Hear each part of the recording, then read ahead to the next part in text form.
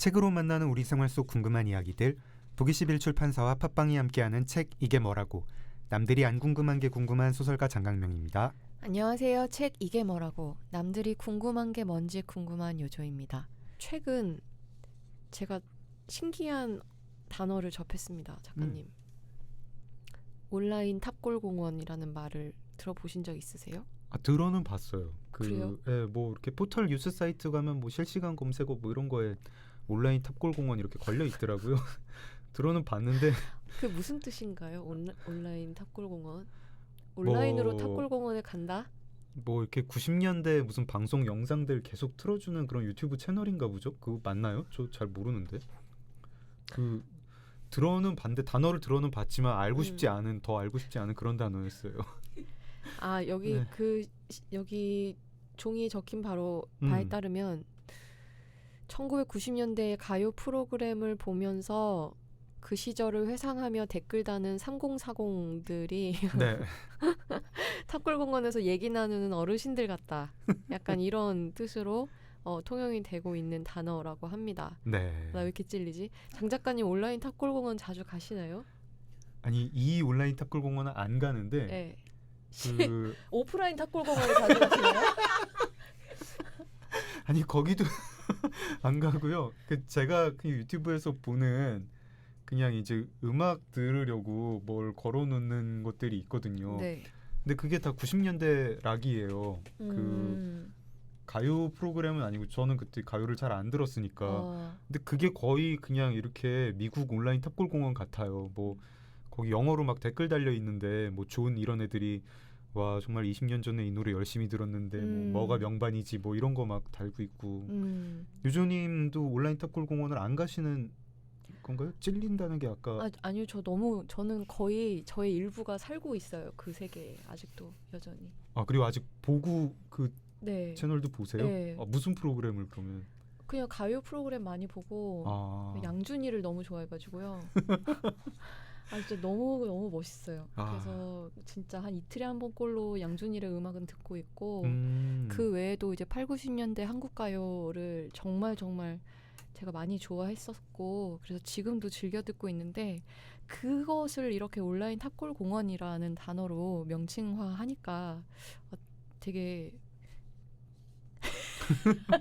이렇게 서글퍼지는지. 네.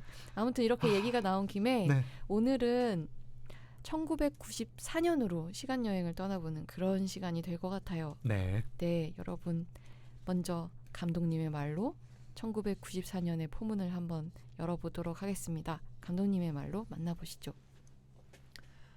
왜 이것은 기억하고 저것은 기억하지 않는가? 도리스 레싱의 글처럼 나는 내가 왜 이것을 기억하는가를 스스로에게 묻기 시작했다. 그 물음에 답하기 위하여 집요하게 모든 기억들을 채집하고 기록했다. 휴대폰 노트와 녹음기에, 일기장에, 메모장에, 적을 수 있는 모든 곳에. 영화 벌새는 그렇게 시작되었다. 네, 오늘은 14살 소녀의 시선을 통해서 1994년을 되돌아보겠습니다. 벌써 극장에서 많이 만나보셨을 텐데요. 영화 벌새의 김보라 감독님 모셨습니다. 반갑습니다. 안녕하세요. 안녕하세요. 네, 책 이게 뭐라고 청취자분들한테 인사 한번 부탁드립니다. 안녕하세요. 벌새 감독 김보라입니다. 반갑습니다. 네, 저희가 책 이게 뭐라고인데 왜 책이 아니라 영화 감독님을 모셨느냐 하면 이게 책도 나왔어요. 벌새. 책 제목도 벌새고요. 1994년 다치지 않는 기억의 기록이라는 부제가 있고 영화 대본집이라고 하면 좀 억울하죠. 그냥 대본집은 아니죠. 어떤 책인지 조금 설명해 주실 수 있을까요, 감독님? 벌새의 영화는 지금 2시간 18분의 러닝타임을 갖고 있는데요. 사실 편집본 같은 경우는 3시간 반 혹은 2시간 44분의 버전이 있었어요. 잘려나간 많은 씬들이 있는데요. 이 대본집의 시나리오는 이제 무삭제판의 시나리오와 그리고 그 영화를 보고 많은 작가분들이 글을 써주셨어요. 예를 들어 김원영 변호사라던가 남다은 평론가님, 여성학자 정희진 씨, 그리고 앨리슨 백델과 저와 나눴던 대담도 그렇게 있고요. 최은영 작가님 네네. 에세이도 네네. 좋았습니다. 최은영 소설가님의 에세이도 그렇게 해서 5분의 그 글과 대담이 실려 있습니다. 네. 저 되게 충격적인 거 하나 말씀드릴까요? 네. 제가 1994년에 902호에 살았어요. 이거 영화 보신 네. 분들은 아실 텐데 시작이 어느 네, 아파트에서 네. 902호로 네, 시작을 네. 하거든요. 900이라고 딱 나오고 깜짝 와, 깜놀. 그랬구나. 네, 근데 그 주인공 902호가 아니라 1002호 살더라고요. 네. 사실은 902호 사시는 분들은 다 영화 보고 반가워했을 것 같아요. 그렇죠. 전국에 902호 사는 사람들, 살았던 사람들, 94년에 살았던 나 사람들 802호였는데. 진짜로? 어. 근데 저희가 막 이렇게 이런 게 우려가 되는 게 94년에 뭐 이랬고 이거 너무 익숙해라고 막 그 잔치 하느라고 뭐 이렇게 막 또 엉뚱한 방향으로 흘러갈까봐 지금 막 이렇게 다 잡고 있습니다. 902호 이야기는 조금 이따가 다시 한번 여쭤보겠습니다. 네. 일단은 그러면은 책 이야기, 영화 이야기 들어가기 전에 감독님에 대해서 조금 제가 소개를 해드리겠습니다. 네. 동국대 영상영화학과와 컬럼비아 대학 대학원 영화학과에서 공부를 하셨고요. 제23회 부산국제영화제 관객상 및 넷팩상이라고 읽어야 되는 거죠? 네, 맞아요. 네, 넷팩상, 베를린 국제영화제 제네레이션, 이건 14 플러스 부문이라고 맞아요. 해야 네. 되는 건가요? 대상을 수상을 하셨습니다. 그래서 장편 데뷔작이 벌새예요. 그 데뷔작으로 국내 25개 영화제에서 수상을 하시고 거의 뭐 이렇게 수상 머신 뭐 이런 거네요. 와, 수상 상향꾼? 대단하네요. 네. 그리고 앞으로도 여성의 눈으로 일상과 정치를 면밀히 관찰하며 전쟁, 대서사시, 그리고 SF 등 장르를 누비면서 영화를 만들고 싶다고 하십니다. 지금 벌새는 사실 저희가 조금 저희도 이 책을 다루기로 했을 때 의아했던 게 아니 지금 뭐 이렇게 상영 중인데 책이 벌써 대본집이 나오고 이거 되게 이례적이고 상영 중인 영화 저희가 또 이제 감독님 모셔가지고 영화 얘기를 하기가 그래도 되나 싶었는데 그게 아니라 막 점점 배급 더 많아지고 막 관객도 오늘 뭐 8만 명 넘었다고요. 어저께 8만 명이 어저께. 넘었습니다. 네. 이거 저기 업로드 될 와. 때는 10만 명이 넘었겠군요. 진짜. 네, 최근에 독립장편 영화 중에서는 이제 벌새가 굉장히 관객 수가 많이 든 거라서 저희 모든 팀들이 되게 기뻐하고 있습니다. 네. 네. 진짜 10,000명만 돼도 파티를 하잖아요. 네, 독립영화는. 네. 근데 벌써 8만이라는 게 진짜 와, 진짜. 혹시 독립영화 감독으로서 또 이렇게 아시는군요. 처음에는 이렇게 예상을 좀 감독님도 못 하셨던 거죠, 이 정도 관객을. 관객이 안 될 거라 생각하진 않았어요. 근데 솔직히 뭐 예상을 하더라도 살면서 예상대로 되지 않는 경우가 되게 많기 때문에 저는 그냥 생각을 내려놓고 아무 생각을 안 했었어요. 그냥 네. 관객 수가 어떨 것이다 이런 것보다는 게다가 또 그랬을 수밖에 없었던 이유가 개봉과 관련해서 일이 정말 많았었어요. 그리고 국내 개봉뿐만 아니라 해외 영화제들도 계속해서 이렇게 다뤄야 되는 부분들이 있어서 네. 그냥 매일같이 두더지 잡듯이 일을 열심히 하면서 별로 그냥 생각을 많이 하진 않았던 것 같아요. 얼마가 들어야 된다 이런 거는. 근데 이제 저희 배급사나 뭐 주변 분들은 한 5만 정도 들면 좋겠다 이런 마음이 있었는데 굉장히 생각보다 빨리 5만이 넘고 막 8만이 좀 되고 이러니까 다들 되게 기뻐하셔서 저도 너무 좋고 배우분들이 또 뿌듯해하시고 그러니까 굉장히 감사한 날들이죠. 네. 뭐 그 상영관 자체가 많지 않은 상황에서 지금 8만이 됐다는 게 더 대단한 것 같아요. 뭐 상업영화 같은 경우에 관객 수가 뭐 8만과는 비교가 안 되게 많다고 해도 일단 상영관 자체가 굉장히 많이 잡혀 있는 경우가 많잖아요. 근데 이런 상황에서 8만이라는 게 더 그래서 대단하고 의미 있는 것 같고 어떻게 지금 상황에서는 좀 상영관이 늘어나고 있는 추세인가요? 사랑을 많이 받아서 상영관이 조금 늘어난 걸로 알아요. 네, 맞아요. 최근에 며칠 전부터 늘어난 걸로 알아요. 네. 어떻게 10만 금방 넘겠다. 그러게요. 네. 그 저기 뭐 이유 같은 거 좀 감독님이 생각하시기에 뭐 그런 거 있을까요? 이렇게 관객이 이렇게 계속 느는 이유가 그러니까 많이들 그걸 여쭤보시는데요. 네. 벌새의 흥행 이유는? 뭐 이러면서 제가 네. 말하는 게 참 민망한데요. 네. 저도 이 영화가 뭐 마스터피스냐 물어보면 제가 예스라고 할 수는 없죠. 왜냐하면 아쉬운 부분도 많고 또 각자 보는 사람마다 다른 취향을 갖고 있으니까요. 그런데 이 영화에 내가 정말 온 모든 것을 투자했느냐, 그러니까 온몸을 뭐랄까 네. 마음을 바쳤느냐 그렇게 묻는다면 누가 그거는 저는 어떤 망설임도 없이 예스라고 할 수 있거든요. 근데 이제 무엇보다도 관객들이 은희라는 캐릭터를 잘 따라갈 수 있었기 때문에 영화를 되게 좋아하셨던 것 같아요. 근데 역시나 결론을 내면 그걸 제가 설명할 수는 없을 것 같아요. 그 네. 이유를 각각 굉장히 다른 이유가 있을 것 같긴 해요. 네. 사실 1994년이면 25년 전이고 그걸 고증하기 굉장히 힘들잖아요. 소품 같은 것도 다 사라져 있고. 근데 어떻게 저렇게 위화감이 없이 딱 그 시절 화면이 그대로 나올까? 이런 생각 같은 것도 정말 저거 찍는데 극장 나오면서 생각을 하는 거죠. 정말 보통 정성으로 만든 게 아니겠구나 이런 생각도 했고 이제 나중에 책을 읽다가 안 건데 이게 8년이나 준비한 영화라고요.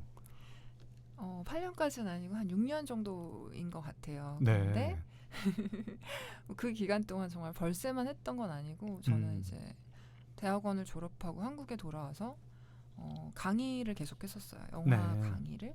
그리고 그렇게 생계를 이제 유지를 하면서 벌새를 준비를 했었고요.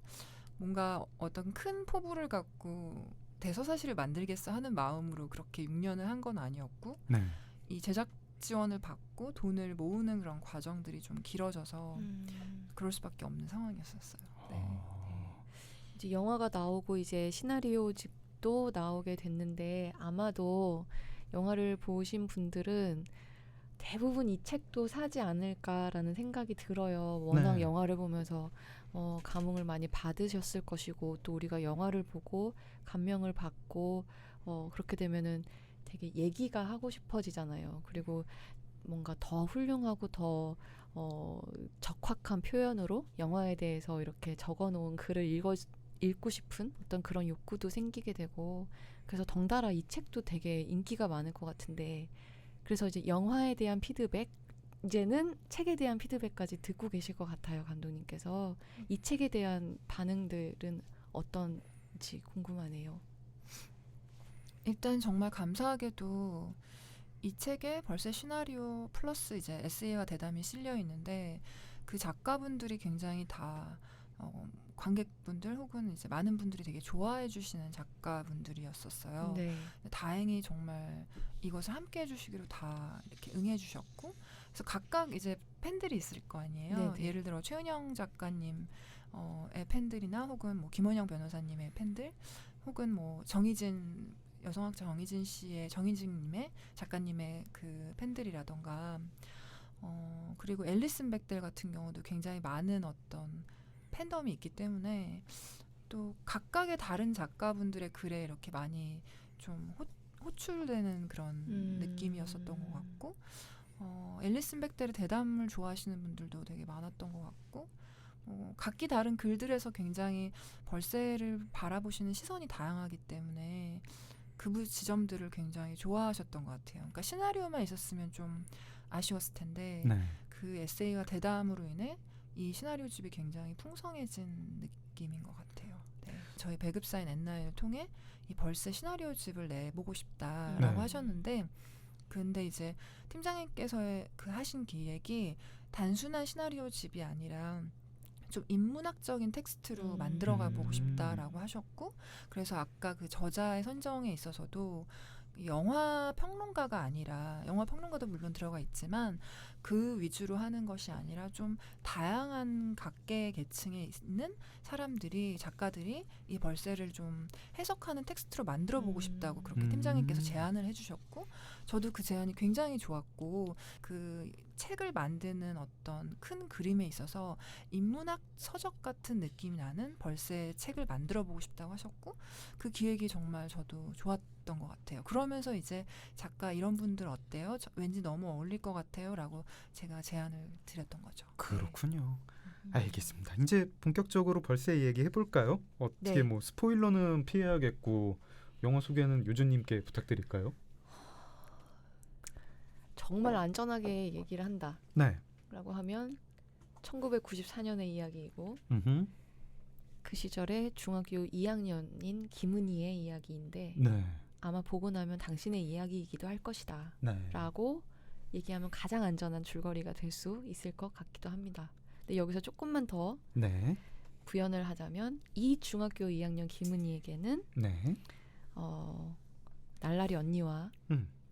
또 공부는 엄청 잘하지만 폭력적인 오빠가 있고 음흠. 또 인근 상가에서 떡집을 하고 계시는 부모님과 함께 살고 있습니다. 네. 또 한문학원에 같이 다니고 있는 절친 지숙이가 또 있고요.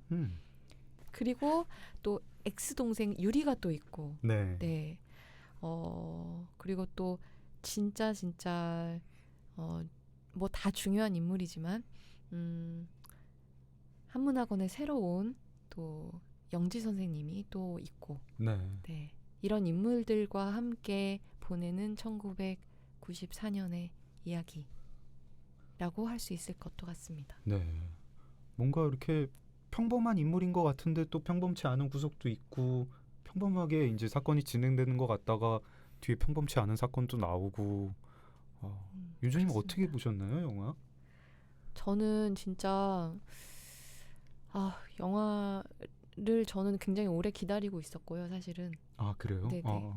리코더 시험이라는 단편을 이제 보고 나서 이제 일단 그 이후에 이제 김보라라는 감독이 어떤 영화를 만들지 알지 못하는 상태에서 그냥 무작정 나는 이 감독을 주목하고 있겠다라는 그런 생각으로 리코더 시험 2011년에 나왔을 때부터. 네. 그래서 막 제가 막 메일도 보내고 막 그랬어요. 아, 그래요? 오. 네. 그래서 이제 그것을 이제 기억하셨던 것 같아서 이제 VIP 시사회 때 저를 초대를 해주신 것 같고, 네. 그래서 이제 영화를 봤는데 보고 나서는 진짜 어디서부터 어떻게 얘기를 해야 될까라는 생각이 너무 강렬했고 또 굉장히 잘 얘기하고 싶은 욕심도 들고 이러니까 말문이 잘 안 열리더라고요. 네, 그래서 좀 혼자서 좀 생각하고 있었던 시간들이 좀 길었었고, 네.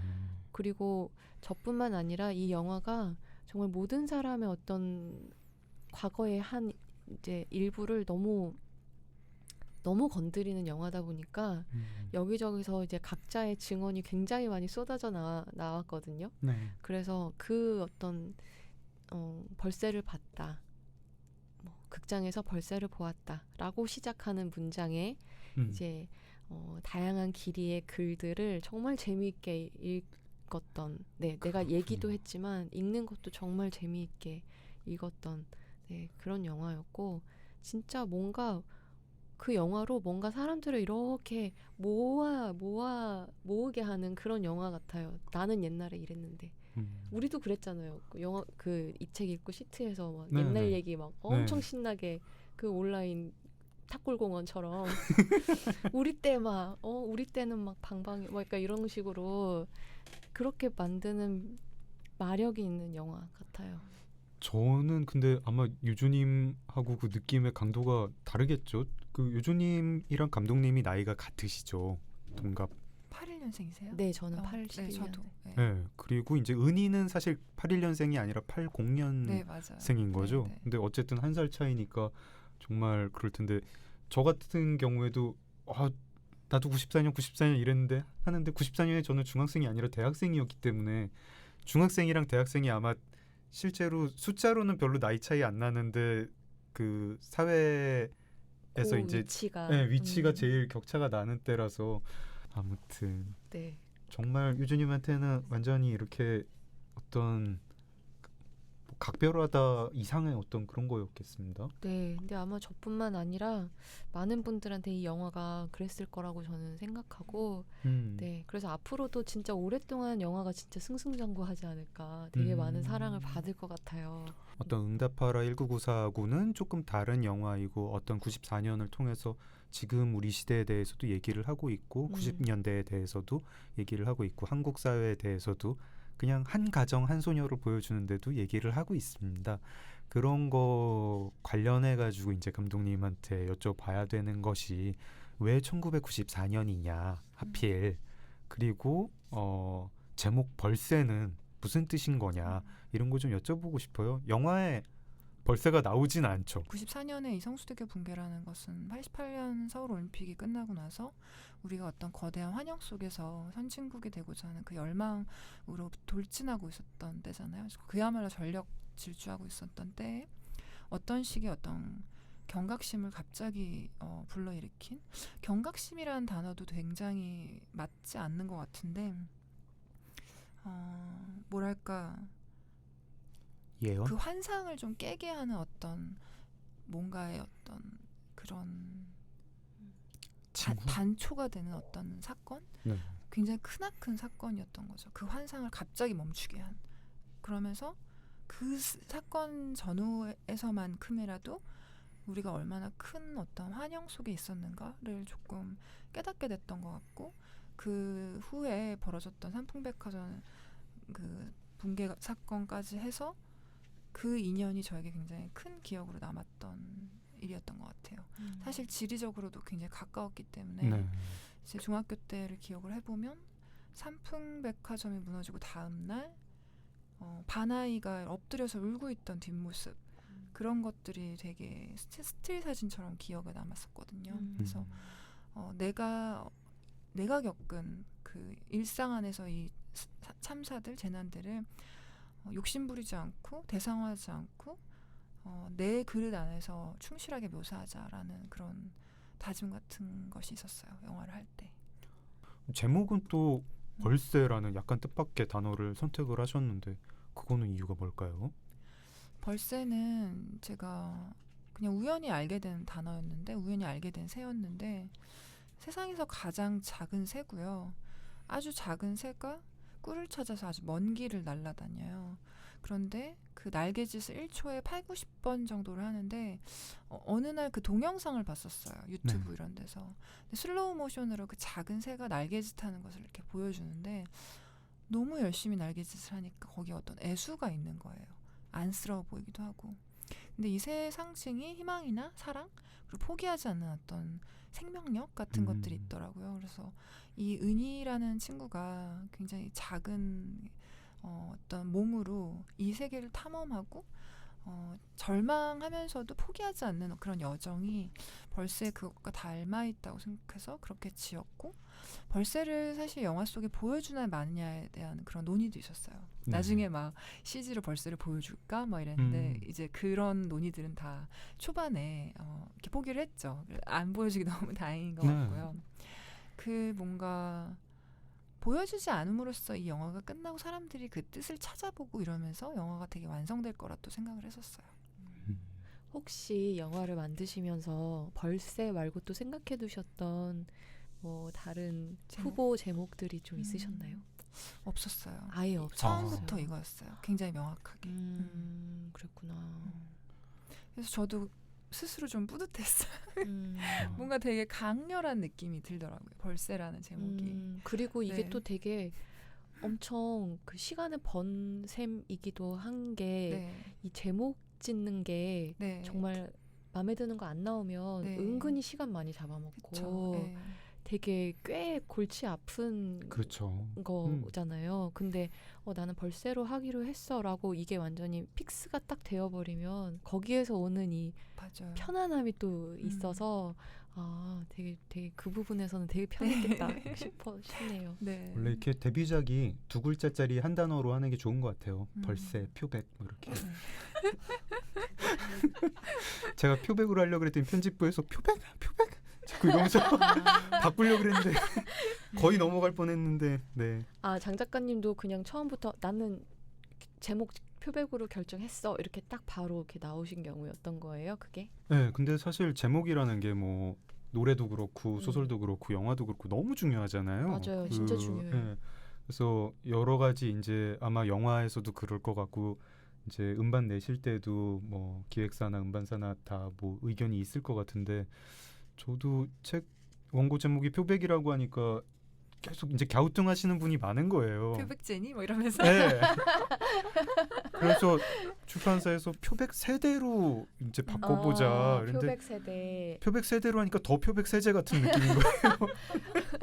표백 제너레이션. 표백 제너레이션. 그 너무 요즘 느낌으로 제너레이션 따옴표하고 이렇게 표백 뭐 이런 거. 제너레이션 더 비기닝 표백 뭐.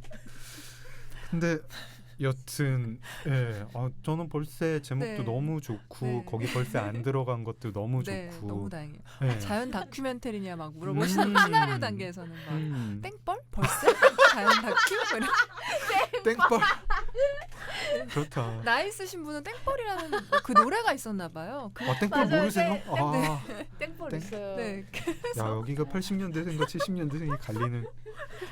그 감독님도 지금 땡벌 얘기를 안 하시는 게 좋았고 저도 표백세제 얘기를 안 하는 게 좋았던 것 같은데 뭔가 망가지는 것 같아요. 와, 전혀 맥락이 안 닿아 있는데도 벌새에서 땡벌을 연상이 된다는 게 너무 재밌어요. 맞아요. 왠지 모르겠어. 벌 때문에 그런가 봐. 땡벌하면 노래방도 연상되는데 이거 어떻게 살려가지고 영화로 지금 다시 들어가 볼까? 땡벌 지금 한 소절 부르고 싶은 거 참고 있다 지금. 그 저기 감독님 하신 말씀을 좀 이렇게 우리가 좀 어무숙하게 한번 이어 보면 저 평가에는 동의를 하세요. 그러니까 정희진 박사님은 네. 여기서 벌새 아까 이제 아마 감독님의 의도하고 네. 좀 겹칠 것 같은데 지금 여기에 프리퀄이다 이런 표현을 했는데 감독님 네. 아까 어떤 뭐 단어를 조금 못 이렇게 막 여러 가지 단어 우리가 이제 올렸었잖아요. 어떤 뭐 저는 징후라고 얘기를 징후 예언 얘기를 했고 감독님 또 다른 표현도 했는데 정희진 작가님한테는 아마 프리퀄이라는 생각이 들었나 보죠. 네, 저도 되게 좋은 단어라고 생각을 했고요. 굉장히 네. 정확하게 봐주셨다고 생각했었어요. 이게 뒤에 이제 앨리슨 백델이랑 인터뷰할 때에는 뭐 중간중간에 우리가 이제 이 벌새라는 작품을 이제 어떻게 봐야 될지 사람들도 헷갈려하는 것 같아요. 정치적인 작품이냐 아니냐. 그래서 이데올로기적인 작품이 아니라는 문장도 여기 어디엔 들어가 있고 어디에는 또 가장 개인적인 게 가장 정치적인 거라는 얘기도 들어가 있고 어떻습니까? 성수대교 얘기가 이제 들어간 거에 대해서 그리고 이제 영지라는 캐릭터에 대해서 은희 얘기가 영지를 거쳐가지고 성수대교로 한 집 얘기가 대한민국 전체로 굉장히 자연스럽게 연결이 된다라고 평가하시는 분도 있을 것 같고 꼭 그렇게까지 연결을 해야 되는가 성수대교를 여기에 꼭 넣어야 되는가 이런 분도 있을 것 같아요. 네. 저는 작품이 만들어진 이상 다양한 의견이 있을 수 있다고 생각해요. 네. 네, 그래서 그 모든 의견들에 그냥 끄덕끄덕하고 있습니다. 네. 그리고 정치적인 작품이다 네. 아니다 이거에 네. 대해서는 그럼 어떠실까요? 저는 정치적인 작품으로 읽어봐 주시면 되게 좋을 것 같아요. 왜냐면 저는 정치적이지 않은 것은 없다고 생각하거든요. 제가 입고 있는 티셔츠도, 제가 살고 있는 동네도, 제가 이렇게 주로 친한 친구들도, 그리고 제가 살았던 동네도, 제가 나왔던 학교도, 제가 살아온 어떤 모든 궤적이 일상 속에서 항상 정치적인 어떤 선택과 상황 속에서 발현된 어떤 결과물이라 생각하고 어느 누구도 그 정치성에서 자기를 벗어날 수 없다고 생각하거든요. 그렇기 때문에 그런데 제가 이야기하는 방식은 그 정치를 말한다고 하면 되게 어떤 분들은 정치인의 이름을 아는 걸로 정치를 말한다고 생각하잖아요. 저는 그런 거는 정말 정치가 아니라고 생각을 하고요. 정치를 안다는 건 그 일상에서 어떤 기제가 작동하는지, 그런 어떤 위험들이 도사리고 있는지 우리가 모르는 사이에 어떤 평범한 악들이 일상에서 도사리고 있는지 그런 것들을 좀 보여주고 싶었어요. 그래서 저는 최대한 일상으로부터 접근하고 일상으로부터 가장 거대한 어떤 이야기들을 거대하지 않은 방식으로 말하는 것이 벌새의 어떤 목표였었습니다. 그래서 정치적으로 사회적으로 봐주시는 거 너무 좋고요. 일상적으로 봐주시는 것도 굉장히 좋고요. 퀴어하다고 하시는 것도 아주 좋습니다. 오늘 감독님 입은 티셔츠 정말 정치적이네요. 네, 제가 사실 옷을 잘 안 사요. 네. 그래서 집에 정말 옷이 없어요. 근데 인터뷰를 굉장히 많이 하잖아요. GV도 많이 하고. 난 사진이 찍히는데 맨날 똑같은 옷인 거예요. 그래서 이걸 입고 다니면 맨날 똑같은 옷이어도 마치 벌써 홍보를 하는 것처럼 해서 네. 괜찮겠다라는 마음으로 어제도 입고 오늘도 입고 하나 더 받아서 여러 개 입고 다니려고요. 네, 여러 번 입고 다니려고요. 지금 감독님이 이제 그 벌새 포스터이자 네. 벌새 책 표지가 이제 프린트된 그 검은 티셔츠를 입고 오셨는데요. 네. 팟캐스트만 듣는 분들은 이 기회에 유튜브 채널로 오셔가지고 한번 이 벌새 예쁜 티셔츠도 보시고 이 티셔츠는 정치적인 티셔츠인지 상업적인 티셔츠인지 제가 보기에 상업성이 되게 농후한 티셔츠 아니에요? 이렇게. 이게 그냥 내부적으로 그냥 제작한 네, 거. 맞아요. 저 판매용이 판매는 아니고. 안 해요. 네. 저 이렇게 판매해도 되게 좋겠다는 생각이 들어요. 그런 얘기가 그러게요. 많더라고요. 네, 판매하실 생각은 없으시고요? 내부 논의 중이다라고까지만 말해도 될까요? 네. 되게 탐나는 티셔츠입니다. 감사합니다. 네, 뭔가 본격적으로 이야기를 하기 전인 것 같은데 벌써 이제 1부 마무리를 할 시간이 되어서 뭔가 1994년에 대한 어떤 더 많은 이야기를 2부에서 한번 나눠보도록 하겠습니다. 네. 그럼 2부에서 만나요. 책 왠지 여기 땡벌을 부르고 싶은데. 이게 뭐라고? 이게 땡벌 생각하면서 하니까 노래 잘 안 나온다. 감독님 땡벌을 모르세요? 이거 알아요. 네네네. 알면서 모르시는 아니. 모른 척 하는 이 거 노래는 아니에요? 알죠. 네네네. 이게 땡벌입니다.